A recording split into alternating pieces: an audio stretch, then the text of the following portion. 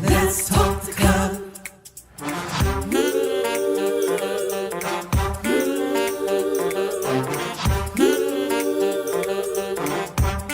One more thing, like, subscribe, and share. Come on, let's talk the color. Woo!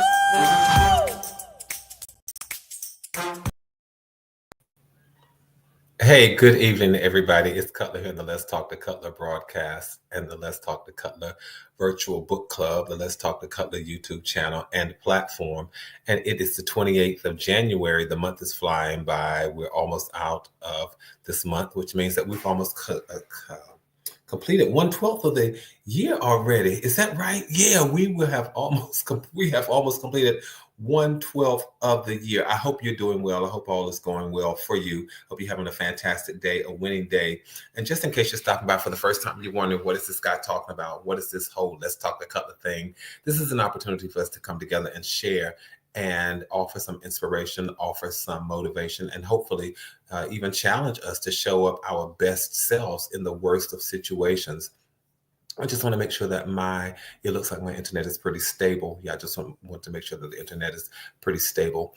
As you're coming in, make sure that you say hi to everybody. If this is your first time again, please know that my goal is to offer something that's motivational, something that's inspirational, and something that's sometimes challenging. I know when we come together, we like those feel-good moments, but I also like a moment when I'm challenged, when I walk away saying, okay, I've got to do better. And that's what this platform is about. It's the Let's Talk the Cutler broadcast. And the goal is for us to look for this space, and this place is called Better. It's for us to join hand in hand virtually and just keep on walking and saying, you know what, we're all going to get to this place. It's called Better, because better doesn't have to happen 5 years from now, 5 weeks from now, but better is a concept, it's conceptual, and it happens as soon as I believe that it's possible. I believe that this is not as good as it gets. I believe that I don't have to stay stuck here. I believe that this is not the end all be all, but I just choose to believe that there's something that's better than where I am. And so better is this concept that takes place, whether it's an emotional better, whether it's a physical better, whether it's a mental better, whether it's a spiritual better,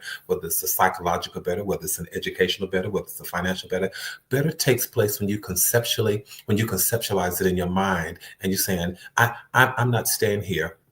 And I know that sometimes people they're in places, they're in stages, and they're in states. For example, you could be in a place of depression and despondency and grief. And you have to say to yourself, or sorrow and mourning. And you have to say to yourself, I can't stay here. I just can't stay here. I know this is my reality, but I cannot exist. I cannot dwell in this place. Recently, this past weekend, I was with a young friend of mine. I call her my niece. I call her Songbird. I call her my niece. Well, she had to bid farewell to her husband, young couple. He was 40 years old, and I traveled to be with, they both called me uncle, but I traveled to be with her and her 5 children just to show support. And one of the things I was encouraged, I was encouraged just watching her and how she supported her children in the death and the passing of their father. But what occurred to me was that this is a place where she's decided not to stay emotionally. She knows the reality of dealing with her husband's death, and that's going to be that's a life-changing moment. It's a lifelong situation. But what I observed was that she was making a conscious effort not to stay here.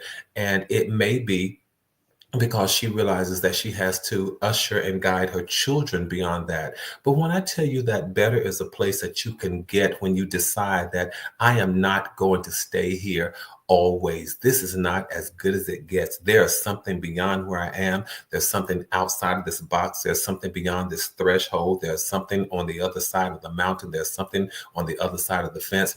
And sometimes you have to do what you have to do just to jump the fence.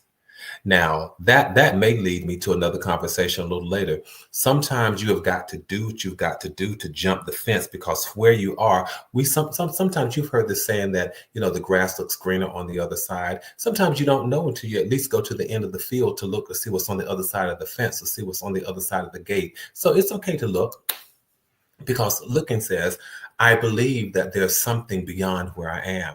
All right. Let's see.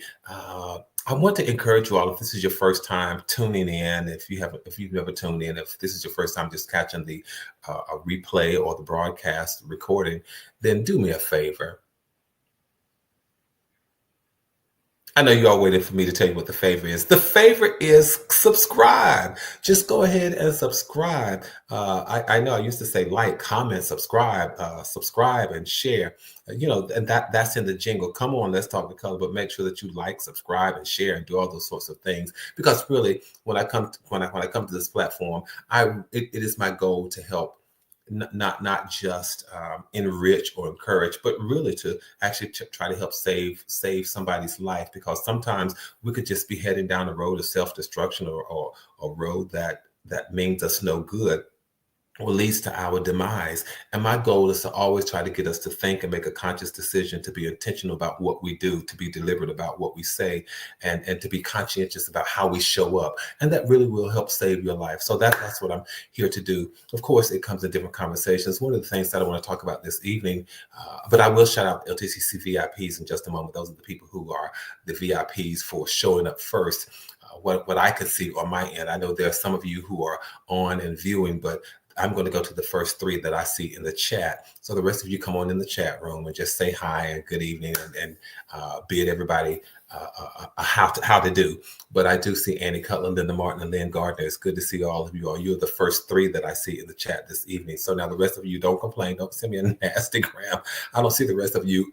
Y'all, these are the first three who hit the chat this evening. I want to talk about tightening up your friendships, and really, that's right on the heels of what I said I did over the weekend. I spent a couple of days supporting a young friend of mine who was bidding farewell to her young husband, and the father of her 5 children.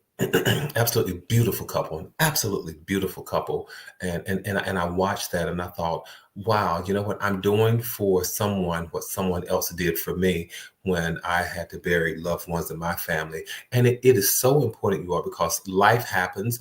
Life just has a way of unfolding that you don't always expect, that sometimes you least expect. And it's important to make sure that you have your network tight. It's important to make sure that you have your village tight. So I want to talk about tightening up your friendships. It is ultra important and extremely necessary to make sure that you have a supportive village and a supportive community. So don't wait until there is a crisis in your life to try to rally the troops. Make sure that you have the troops already rallied, and make sure that the troops are already active in your life and you are active in their life. Because really, you are what you present in a friendship, in a relationship. I like to call it the miracle of friendship.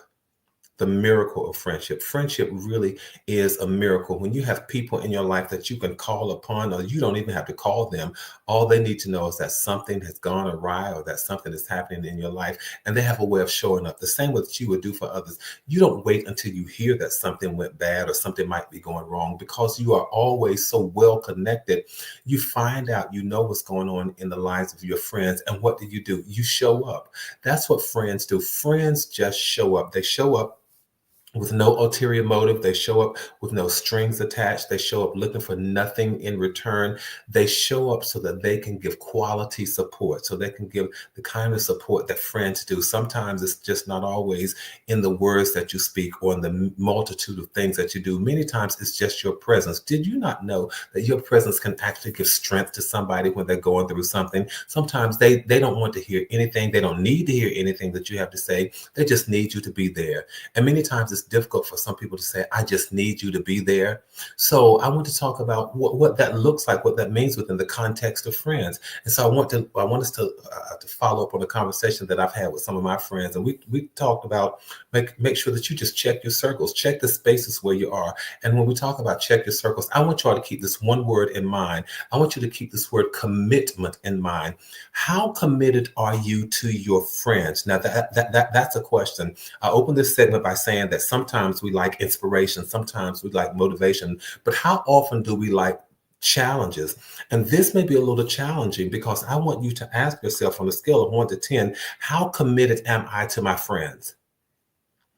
How committed am I to my friends? And I want you to just rate and rank yourselves. You don't have to put it in the chat. You can if you want to, but think about it on a scale of 1 to 10, where 1 is just horribly poor and 10 being I've dotted every I and I've crossed every T, and I do that perfectly. So think, how committed are you to your friends? And now here's another question. Then how committed are your friends to you? If you had to rate yourself or rank yourself in terms of how committed are you to your friends, you may need to think about the categories of your friends, or you may need to think about your friends individually. How committed am I to that friend on a scale of 1 to 10? How committed am I to that friend on a scale of 1 to 10? Because I want you to think about it, because how can you be committed to your friends and you find yourself, oh, my commitment level is a 5. Is that really a friend?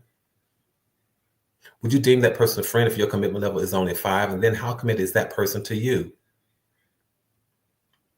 And you have to ask yourself, if that person is committed to me and I just see that as a 4 or 3, then is that person really a friend? And here's what I know about friends.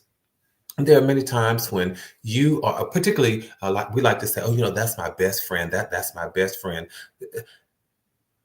Can I be your best friend and you not necessarily be my best friend? Is my commitment level, or what I'm asking within this context is it okay? Can we have different commitment levels? Can I be committed to you at a scale of 9 and you be committed to me at a scale of 7? And we still be friends? Is that possible? I'm just offering this. I don't have the answer, but I'm just offering this because I want us to think about this thing. And these are the people that we call friends. Can you call on them when you're in a situation and you need assistance? And I'm not talking about financial assistance. I'm just talking about sometimes emotional assistance, or just the need to have an ear or a shoulder, that sort of thing. So think about it. But I want us to talk about tightening up. How do we tighten up these friendships? Let us think from the perspective of commitment.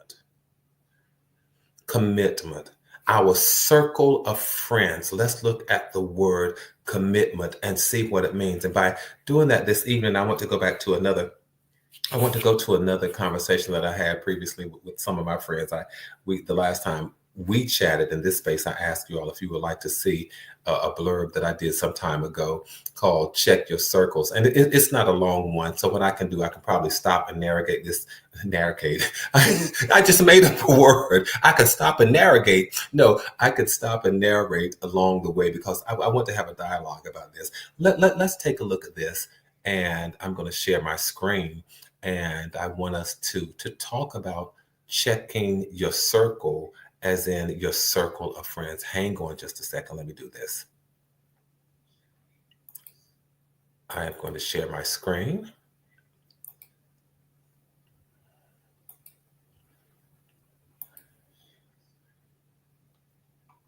And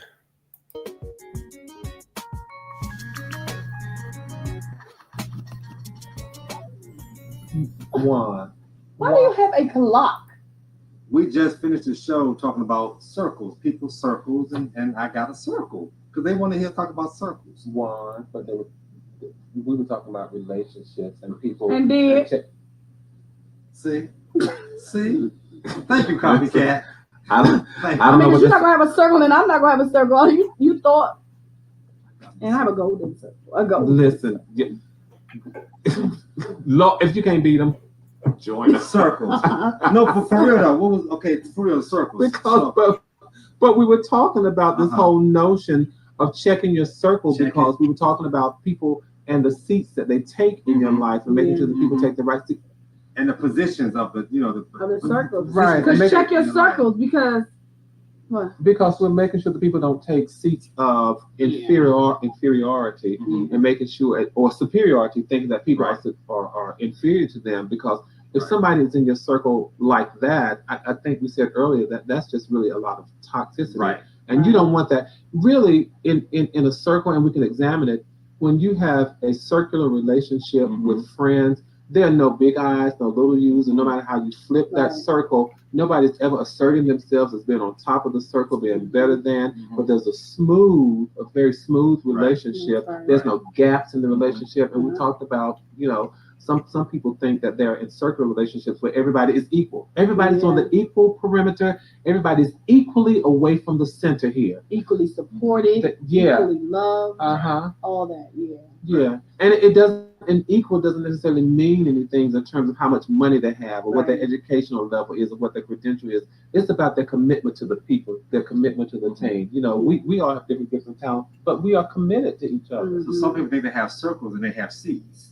Seeds. Circles are not connected. Circles not connected. The circle's not connected. Not connected. And you know what I thought, Juan? I thought I heard him say in tribes that don't. And he did. He said, Tribes circles ain't connected, tribes ain't angled. And that angle. Okay. And he has a whole point. He does have a point, because when you think about circles and there's no closure, it means that somewhere somebody's not holding their responsibility to the team. And not only that, when there's no closure, mess can get in, and the good stuff can get out. Right. Right. No,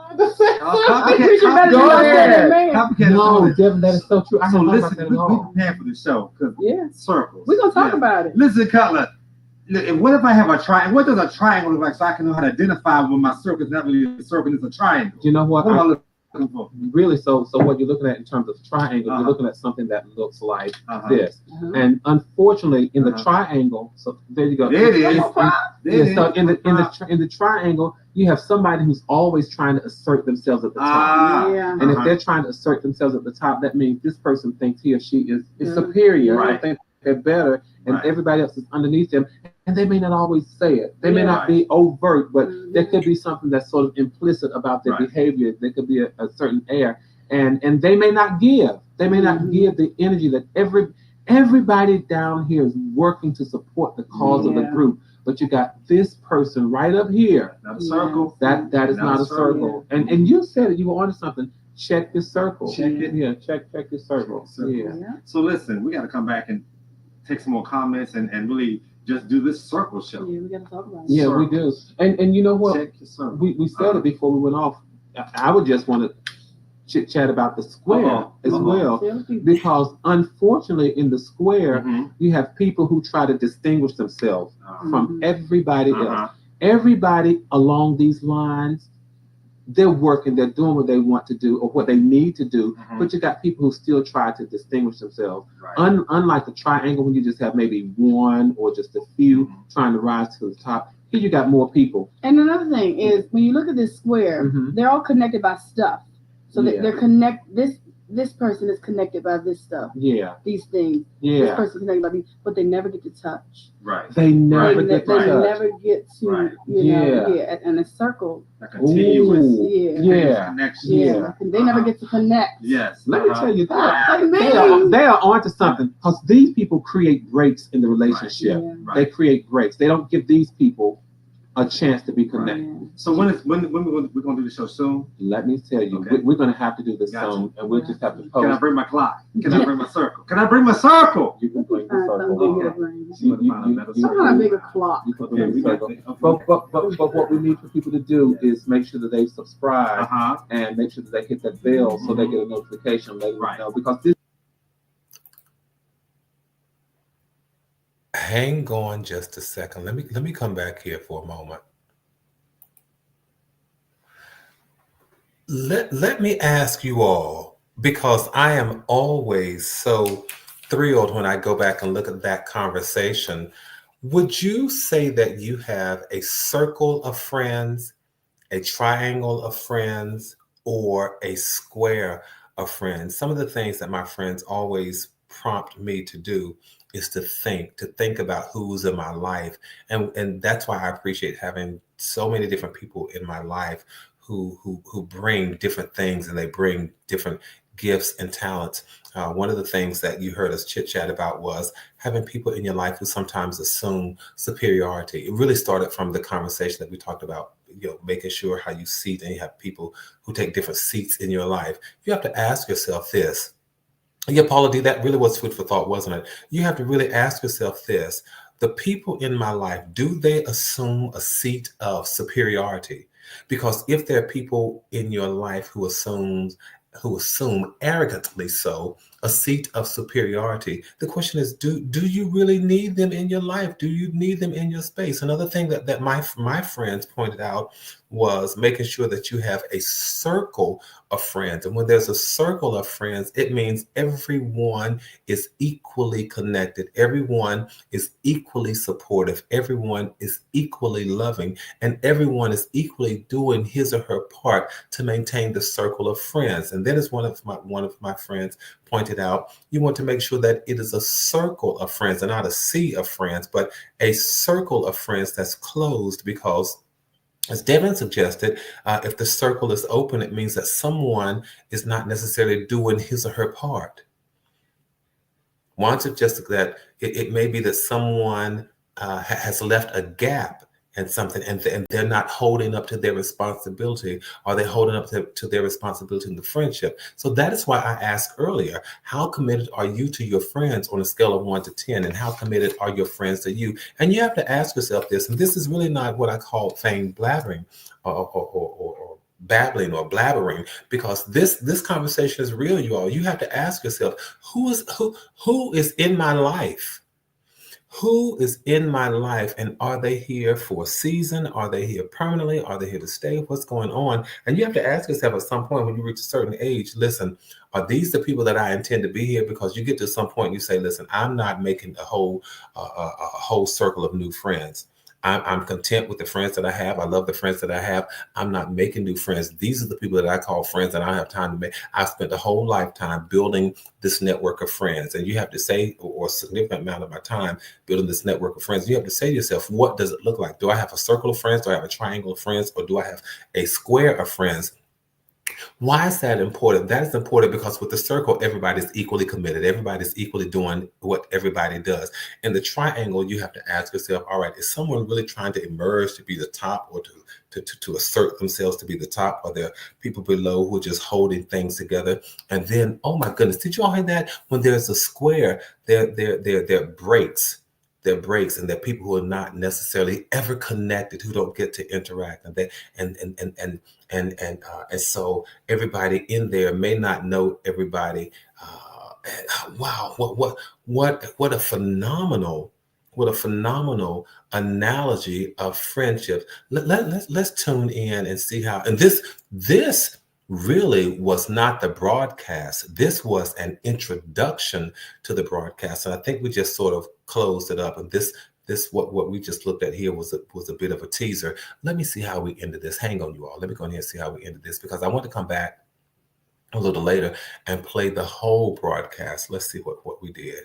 This may not be one of our regular talks, Right. but for this, I think you guys are really onto something. So make sure that you subscribe and then click the bell so you can receive the notifications about whenever we're on live.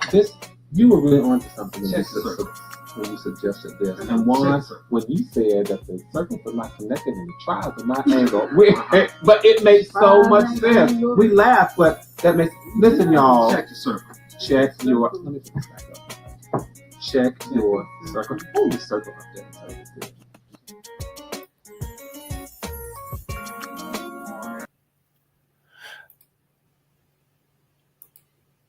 Now, I'll tell you one of the things that I'm thinking, you all. I'm thinking of having my friends to join me live one evening, and we just organically talk about friendships, because sometimes it's great to hear, but then when you see how things are organically born out of conversations, and that's what I want to model. That's what I want to share. That's what I want to show, how things organically happen when friends get together. And for me, I want to demonstrate the importance of friends by showing you all, not necessarily clips all the time, but I want to show you what happens when I get together with my friends, and how we genuinely have a good time, but how we support each other, how we listen, how we give birth to ideas, and how we will support the things that are going on in each other's life. These things are so important. They're important because when you tighten your friendships, you know that you have people to pull you through when you feel like just stopping and taking a break. These things are important because you know that you have people in your space who know how to lift you when you're feeling down. These things, these kinds of relationships are important. Ms. Yvonne, they love you as well. But these kinds of friendships are important, not just because they know how to push you up when you're feeling down, and not just because they know how to pull you when you feel like staying where you are, but it's because they have insight. They have insight to the things that are going on in your life, and sometimes their presence is the strength that you need without them even having to say a word. In this day and age, hear me clearly. In this day and age, I think it is important, and I think it's going to be all the more important to be able to have people in your life and in your space to just be there. I'm going to do something that let's see, at this stage, I'm just writing this in the chat. I need some friends who are just going to be there.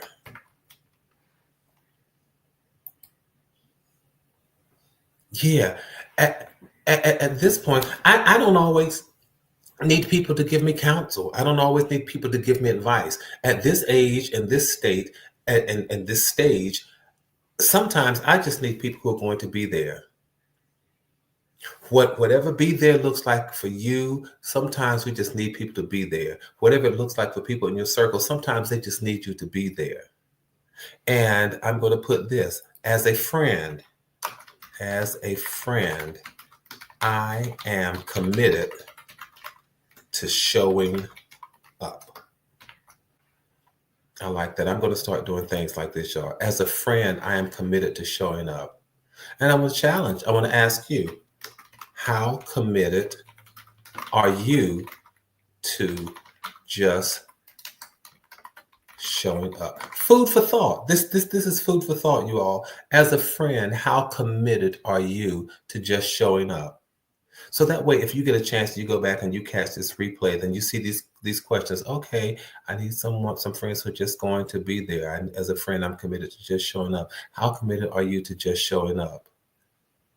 How would you describe your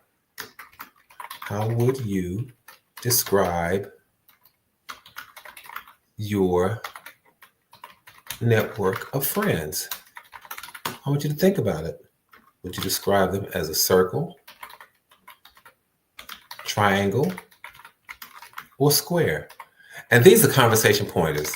So that way, when you all start talking about this, you can talk about it. Okay, circle, everybody's equally committed. Triangle, somebody's trying to rise to the top. Square, everybody, they may be all in the same space, but somebody's distinguishing themselves in these corners, and they don't always clearly interact with each other. I mean, you just have to think about these things. Another one, and this is just food for thought. Are the people in my circle all pulling their weight and contributing equally? I hope these are questions that you all see as helpful in terms of evaluating your friendships, because that's why I'm offering them. I'm not trying to get you to kick anybody. I'm not trying to get you to kick anybody out of your space. I'm not trying to get you to kick anybody out of your circle. But I don't want you to set yourself up for disappointment. I want you to take a look as you're tightening your friendships, as you're reflecting on the people in your life. Ask these questions. How would I rank the people that Cutler, can you spell, that I call friend? All right. So then, all right, Annie Cutler, I see you saying have a great night and weekend. Even before I finish my last comment. It's all right. But listen, I want you all to think about it. Think about all of these questions as you are tightening your friendship. Yeah, and that is a cute. Thank you so much. Hey, you all, let's keep doing what we do. Let's keep building community. Let's keep maintaining connectivity. Keep your heads up. Keep your hopes up. Stay safe. Stay sane. Know that from my heart to yours, there is and always will be so much love. Tighten your friendships. Make sure that you have friends in place, that you are friends to other people, that they are friends to you, and that you're clear about your commitment to each other. Know that from my heart to yours, there is and always will be so much love. Thank you so much for allowing me to share, to come into your space this evening. Until the next time we talk, have a good night. So I'm going to put that in here. Have a great evening. Good night, all. I've enjoyed typing. I think I may just need to do this a little more. All right, so good night, all.